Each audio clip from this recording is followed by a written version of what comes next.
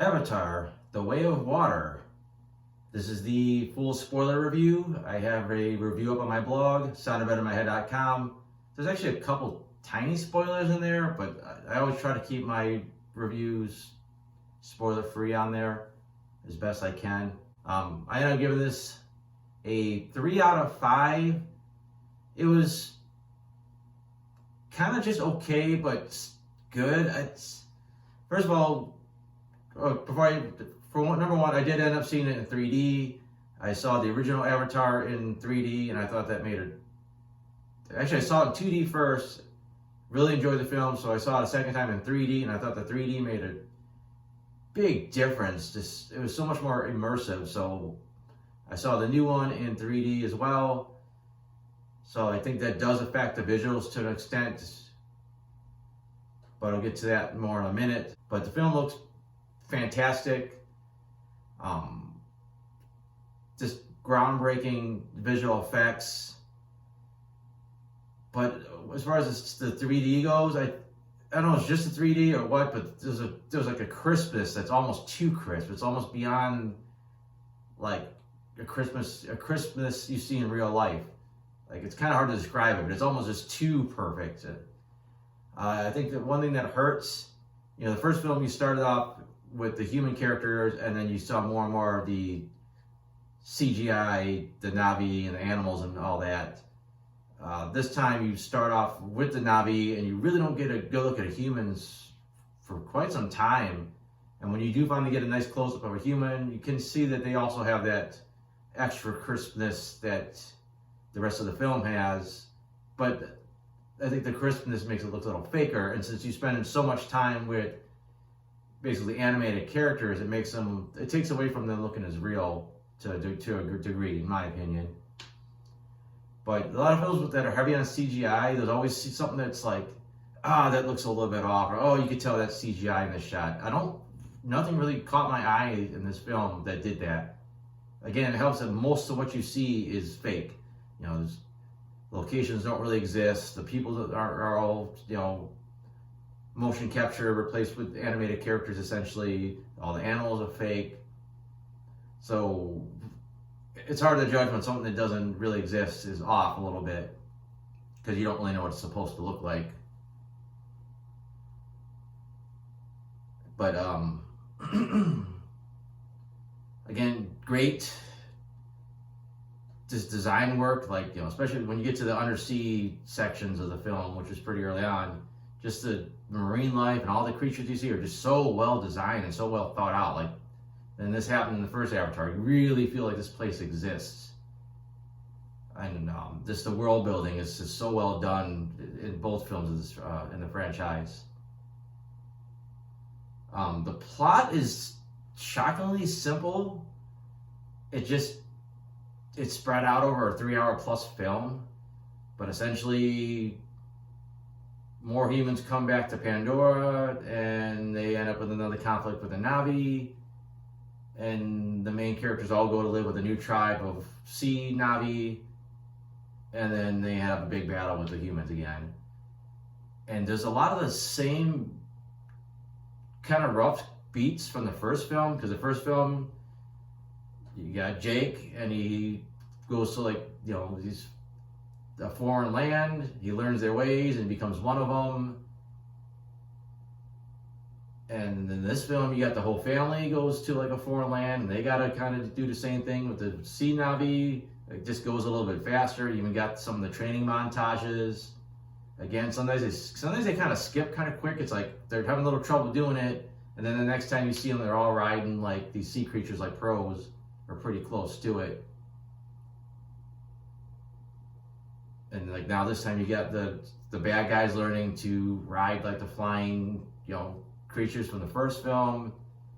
You got people here searching for, the first film you had them mining and destroying the environment for some rare mineral called unobtainium. In this film, you got people whaling for some rare chemical that's, at least this time they never told you what unobtainium did, why it was so valuable. But here, at least this chemical from the whales stops aging. So at least, okay, you know what the value is.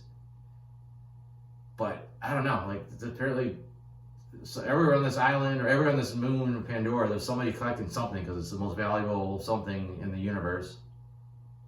And it's weird that we're just now hearing, oh yeah, if you think this crazy mineral from the first one was valuable, wait till you see this, whale fluid.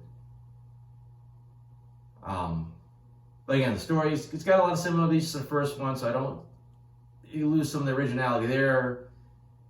As well designed as all the new life and creatures are on Pandora this time, it's cool, but it's not the same as the first time you've seen this world in the first film.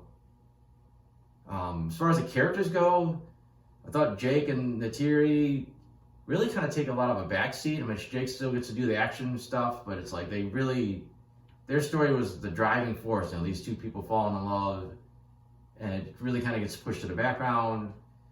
They fly through like 5-10 years worth of the time that passed between the two films, where suddenly they got like 5 kids, and it takes a long time to differentiate which kid is which. It's like, okay, you got the 2 sons, and they both seem completely interchangeable, and the 2 daughters, and it's just like, okay, there's the little one and there's the older one, and that's about their defining characteristics. And yes, the one's basically Sigourney Weaver's character's daughter, sort of, from the first film, but there's not much to her besides that initially. When they do get to the new island and it goes on, the characters finally start kind of showing some personality. I mean, the youngest daughter is still just there. I mean, she really doesn't serve any major point in the story. Kiri is basically like the Neo of the film. Like, she almost seems like she was artificially created by, I guess, the planet. I don't know. She's Neo, and she's Anakin Skywalker. She's kind of teeing up her like she's going to be the chosen one. She seems to have special abilities that nobody else has. They don't explore that to its fullest because they said there's at least one more Avatar film coming. That one's already been filmed, and there could potentially be another 2 after that. So I think her story is going to be explored later on. She actually became kind of my favorite character because not only was she a little bit more different than everybody else, but just she was so much more in awe of like this new world. And I think she was kind of like the surrogate for the audience to kind of look like, wow, that's a cool fish, or that's a cool that. So it's kind of her joy of seeing all this is kind of what the audience should be feeling. So I thought there was a little bit of a connection there, I felt. But again, the sons, like I said, they really didn't do a lot. Then the oldest son really kind of got pushed to the background, and he ends up just getting killed off anyways. And then the younger brother becomes kind of like the main one.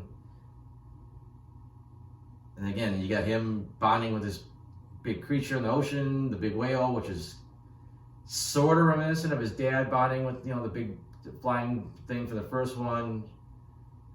Not quite the same, but there's just the gist of it. Like I said, there's a little bit of repetitiveness between the two films that kind of took me out of it.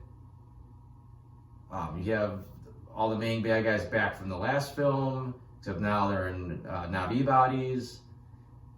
And that's fine. It's just, again, it's like, we already fought this guy, we already killed this guy, and now he's back and he's more of a badass, except he's kind of not.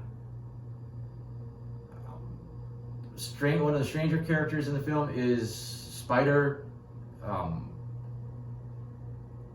He's kind of it's like, first of all, okay, he's a human, he hangs out with the Na'vi, he's almost got as much physical prowess as them. Like, he's keeping up these guys running through the trees and doing stuff that their alien bodies can do that humans have a hard time doing normally.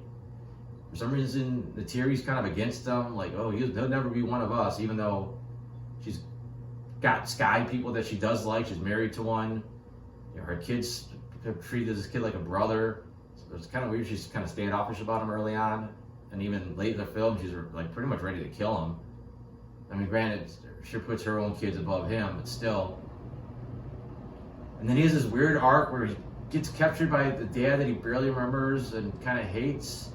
And then he suddenly has this like father-son thing going on for a little while. And finally, when he sees how much of an asshole these guys are, he kind of starts turning on them. And then he wins his dad over a little bit, almost Return of the Jedi style, kind of like dad has this mission. He actually gives up the mission to save his son. It's like, it's a weird arc. It just didn't flow right. Like, this felt like there were jumps from him being I hate you to, oh, let's work together and be, all chummy, and then, willing to save his father's life. It just says it was a weird arc. Didn't quite work the way I think it should have. And then, like I said, just overall, the film kind of moves. The plot moves briskly, but it's so spaced out amongst like just the eye candy that it feels like it takes longer. And I definitely enjoyed some of the eye candy. And watching, I caught myself smiling just at how cool some of this stuff was. And then I kind of snapped out of it, like, wait, where's this film going? So essentially, they just do a bunch of shit, and then the bad guys are kind of looking for them. They're kind of learning to do some Navi stuff, and then just kind of randomly they find out, the daughter got sick. They sent the chopper there, and then they realized kind of where they were at, and they eventually, sets up the climax of the film.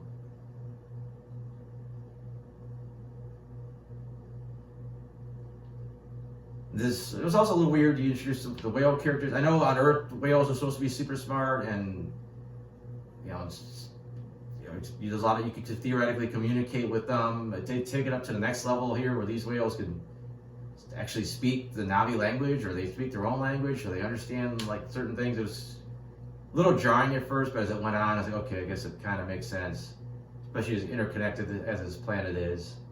And then the final battle was pretty cool, but that even kind of went on a little too long. And the first one was kind of more of an aerial battle at the end of the first Avatar. This one's more of a sea battle, and of course that gives Cameron a chance to do some riffs on the whole Titanic thing, because you got this big whaling boat, and it starts flipping over, and people get caught in it, and it's filling with water. And so it's like there's a lot of, and then the thing's going up, kind of turned sideways, so they're trying to climb up it. So like I said, very reminiscent of the end of the Titanic. Apparently it's really hard to drown Navi, because you got a couple points in the film where like they drown, and then they just they're fine a little bit later, and they're not even like coughing up water. They're good to go after someone pulls them out of the water. And then the ending wasn't that satisfying. It's like, okay, it's just kind of like, well, let's get prepared for part 3 or part 2 of this story, and the bad guy's still out there, and you still got the mystery of the chosen one thing going on, and it wasn't as satisfying. The last film, when it ended, that was the ending, and they never did another sequel. Perfect. There was room you could do more, but it was boom, it's over. This one's like, no, this is almost, it's not quite Empire Strikes Back, but it's definitely like, okay, there's more to come. But other than that, I think that's about it. Like I said, visually it looks amazing, very immersive. Especially with the 3D and all that. You really get pulled into it. You really feel like you're there. A couple times I tried to move a vine out of my way to see what's going on, because it felt like it was right there. The 3D is never really that gimmicky. It's not like, oh look, there's an arrow coming at you. It's like, no, you feel more like you're there. But I said sometimes it was a little too much. Sometimes I felt like I was watching because there's so many blue aliens. It just felt like I was watching like a really, really good video game cutscene sometimes. But the plot was just kind of the characters took a long time to grow on me. I think you trim it down, and you get to the point quicker where you engage with the characters. There's some better way to engage with the new characters. I think I would give this film a higher rating. But other than that, I think that's about it. Like I said, I do have the shorter, non-spoiler review up. I have other reviews, I have comic strips, and that's all at soundingbettermyhead.com. So thanks for watching.